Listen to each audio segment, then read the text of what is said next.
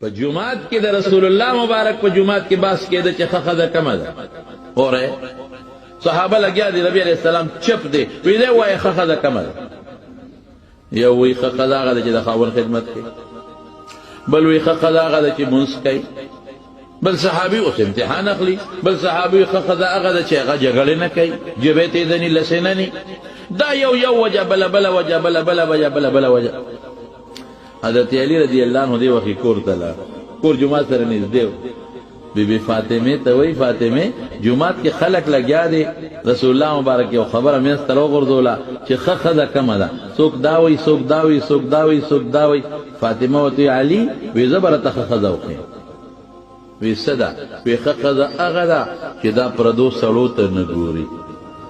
او په داسې پرده کې ګرځي چې پردي سړی یې مو نه ویني دا پردو سړو ته نه ګوري او په داسې پرده کې ګرځي چې پردي سړی یې مو نه ویني علي صاحب نه راغی چې راننوته رسول الله مبارک وی الله رسوله وی فاطمه خو د ښې ښځې یو بل تعریف وکړ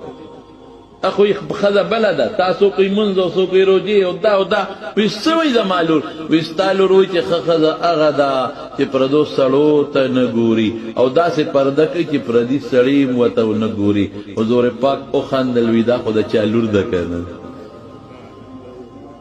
انها بضعه مني دا خو زما د غوخي ټوکړه ده زما د غوخي ټوکړه ده نو ځکه دا خبره کوي نو خزه دې ته نه وي چې د خاون خدمت وکړي هم خده په یو نسبت منځګزارم خده په یو نسبت روزدارم خده په یو نسبت کنزل چې نه کوي او د خاون تابعداري دام خده په یو نسبت د دې صفت شوی دی او پټولو کې بهترین خده هغه ده چې د خپل اندامونو حفاظت وکړي پردو سړو ته کتل هلکه چې یو خده د چا پردو سړو ته ګوري رښتیا وایه تا له غیرت راځي که نه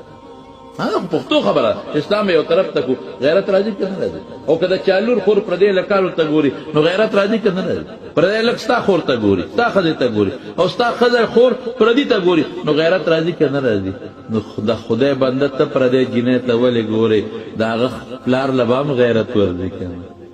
داغه رور لبام غیرت داغه جنې ورځي داغه جنې خاون لبام غیرت ورځي کنه پردې جنې ولې ځان تمایل کوي چې تا ته وګوري یا د خدای بنده د هغې پلار څه د هغې یو نوجوان راغی رسول الله مبارک ته نوجوان وی د الله رسول ایمان ته مې زړه کېږي خو د یو شي اجازت پکې غواړم یو شي اجازت ډېر زیات خواهش مې دی نو ماله پکې د زینه اجازت راکړه لومبۍ زمانه وه نو دې غریبانو ته خو لا پته نه وه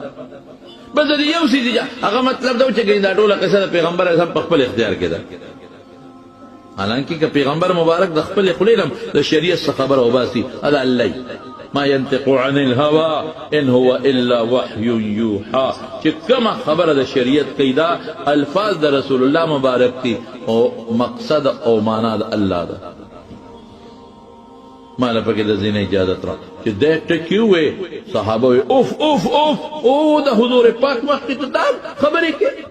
چپ شي د خدای بنده لیکن رسول الله مبارک ډېر هوښیار پیغمبر سره عقل پویه خدای ډېره زیاته ورکړې وی دلته راشه رانږدې شو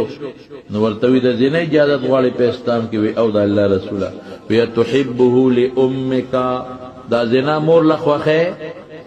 استا مور سره څوک زنا وکړي وی نه قربان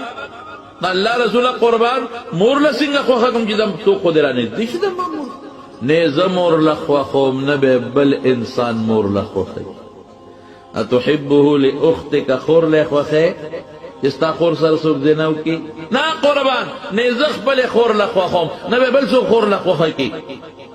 اتحبه لزوجك زوجتك خذ له خوښه قربان دا څه نه زه خوښوم چې زما ښځې سره څوک زنا وکړي نه به بل انسان خوښه کړي مور له خوښه قربان دا څه نه مور له زه خوښوم نه به بل انسان زنا مور له خوښه کړي بس چې دا خبرې وکړه سړی پوه شو حضور پاک واجبه جواب ورکړه چې ته زنا کې چا سره وکړې ابه څوک اسمان نه به راغورځېږي څه ابه یا د چا خوري اوس دې په خپله وایي چې نه زه خور له خوښوم نه به بل څوک خور له خوښوي یا به د چا ښځی نو ستا ښځې سره څوک زنا کوي ته خفه کېږي نو ته پردی ښځې سره څنګه یا به د چا موري یا به د چا لوري. اوس دې وی نه د خپلې مور له خوښ هم نه خپلې لور له، او نه به بل مسلمان مور او لور له خوښه. بس سړی وی الله رسوله بس ایمان راوړم زنا نه توبه. حضور پاک ولا د خپل مبارک لاس په داسې نه د پاسه کېښود. واه واه داسې لاس د رسول الله مبارک لاس په دې سینه باندې کېښود او دعا وکړه یا الله زړه پاک کې، اللهم طهر قلبه، خدای زړه پاک کې، نقي قلبه زړه صفا کې، وطهر فرجه خدای اندامې د ګناه نه پاک وساته. هغه صحابي وی قسم په الله د رسول الله مبارک لاس چې دلته ولګېد زړه ته یخوالی ورسېدو